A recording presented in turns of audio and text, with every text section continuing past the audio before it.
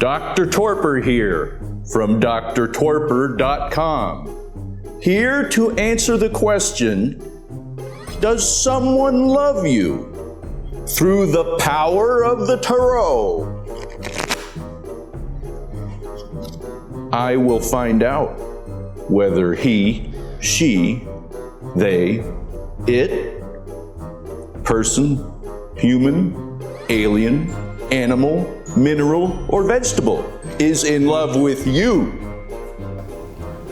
Please be aware that even though this video may have been posted years ago and may have been viewed by thousands of other people, it is still completely accurate for you as it would be for anyone else. Astonishing! How can that be, you ask? Well, I can tell you, it is because this video is timeless. And that means three things. Number one, it's timeless in that it takes less time than a longer video. Number two, it is timeless in that after you watch it, you will have less time left in your life. And number three, it is timeless because, you see, time is not linear. No, time is actually fluid, curvilinear. In fact, time is round, like a clock, unlike the Earth, which is flat, as you can see on a map. But first, let's get centered for the reading by engaging in some meditation. Please close your eyes, and I will lead you on some guided imagery. You are on a lovely beach on the Pacific Ocean. You hear the waves rolling gently against the shore. Feel the warm sun on your skin. Inside your head, you're hearing your dermatologist scold you for not using sunblock. Try to ignore the sand accumulating in the crotch of your bathing suit.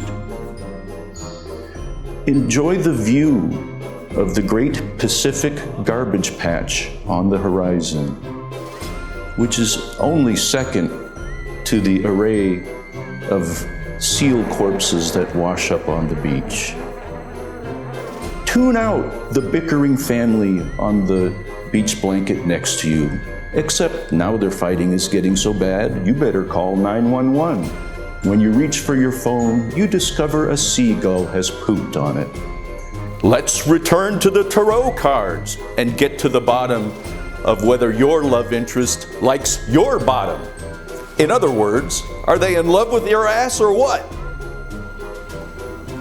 Let's hope so, because, well, if they're just in love with your upper half, that's kind of creepy.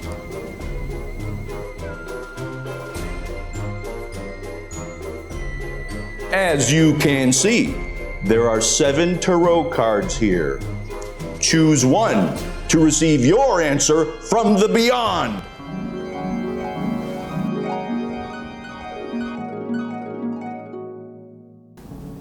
The Three of Swords.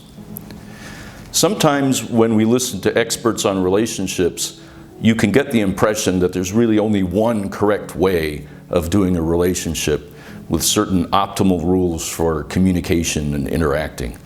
Actually, researchers have found that there's a variety of equally durable types of relationships, and some are not what you would always think. For example, there's a type of high conflict relationship that can last for a long time. These couples stay together. Now, there's disadvantages to that type because no hurt is spared. That means people in that kind of high conflict relationship hurt each other's feelings a lot. It just goes with it.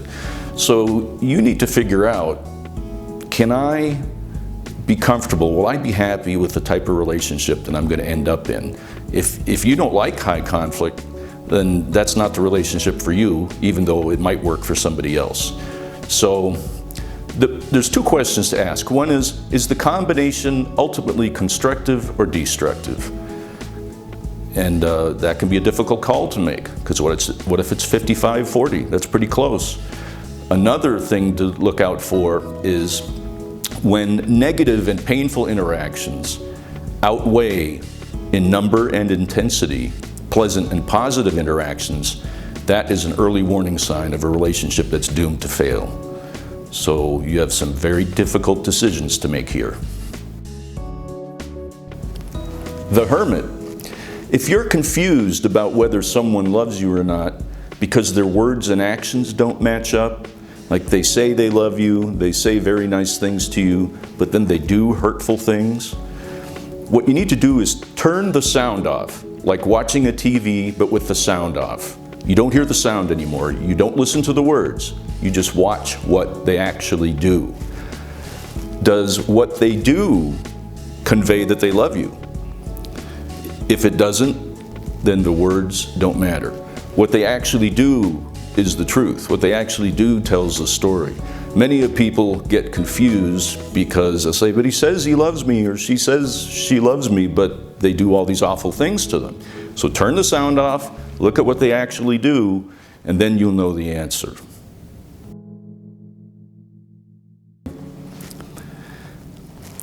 Knight of Pentacles. In figuring out whether the person you like really loves you, another question to ask is, how do they regard the things you like, the things you enjoy, your hobbies, your activities? Two people don't have to like the same things. In fact, that's a lot to ask. People will tend to have their own interests. You don't have to do everything together. There can be certain things you do by yourself that you enjoy that the other person doesn't do because that's not what they like, and vice versa. But how does the person react? How do they regard the things you're interested in? Are they curious about them? Do they show interest in them? Do they try to understand them, even though they may not like it?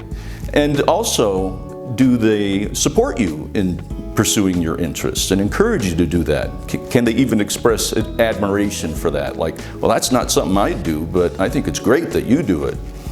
Now, if they don't do those things, if they make fun of your interests or ridicule you for doing them, or try to get you to stop doing things that you do that you enjoy, make fun of you for doing them, that's a very bad sign, and I would say that is not indicative of love. The Lovers. How many times have you heard that opposites attract? That is actually a myth. In reality, the more you have in common with the person you're interested in, the better off you are. But people often believe that opposites attract because it's a common thing that we fall into, and it's actually a bit of a trap. Because when you are enamored with how someone is different from you, what you're doing is you're identifying in that other person underdeveloped aspects of yourself, and you admire those in that other person. So let's say, for example, you're really attracted to this person because they're such a free spirit and so spontaneous. And that means you're probably very organized and structured and scheduled, so you admire that in that person.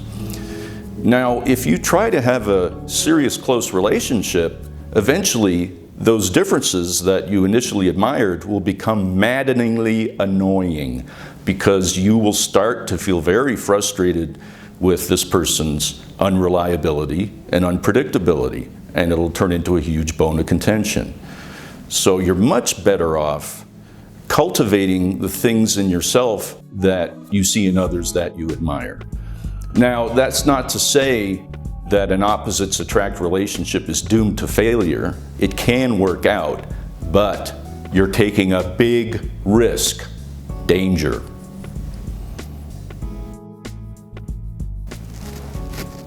The Fool.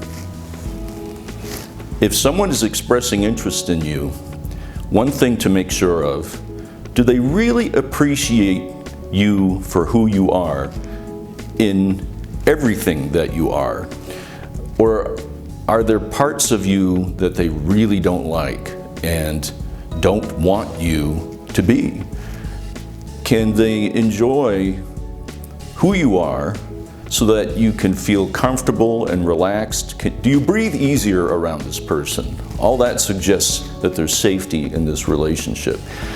If the person kind of makes fun of aspects of you or ridicules certain things you do or is very critical of certain ways that you are, they're not really completely accepting you, and they're wanting you to be someone you're not. And that is probably not love.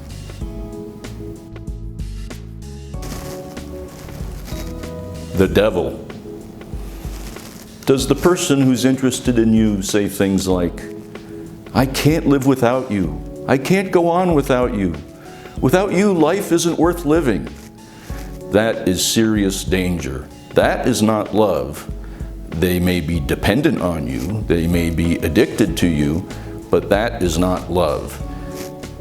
I would say you need to withdraw from that relationship. And when you try to do that, watch out for being emotionally blackmailed. They'll try to keep you with them because they're saying they can't get along without you. It's a true trap, and it can get so bad as to when you try to leave such a relationship, the other person may even threaten suicide. If that happens, call 911, play it safe, don't take any chances.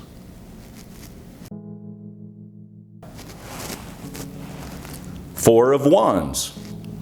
Another thing to look for when someone is interested in you, and as you get closer, is how do they treat your circle of friends, your relatives, your social circle. Do they like them? Do they try to get along with them? Do they want to get to know them? Or are they critical of them, and do they say negative things about them? Do they try to keep you away from them? Try to separate you from them, and really try to isolate you from them? If that's what they're doing, that is not love. That is possessiveness and insecurity, and in fact, that's one of the hallmarks of what can turn out to be an abusive relationship, whether it's an emotionally abusive relationship or a physically abusive relationship, that kind of separating and isolating someone from all of their friends and loved ones. So that's very dangerous. You should stay away from that. That is not love. I am sorry, I do not know what happened there. I must have slipped into another dimension. Anyways, there you have it. From the tarot, love. Or get a dog.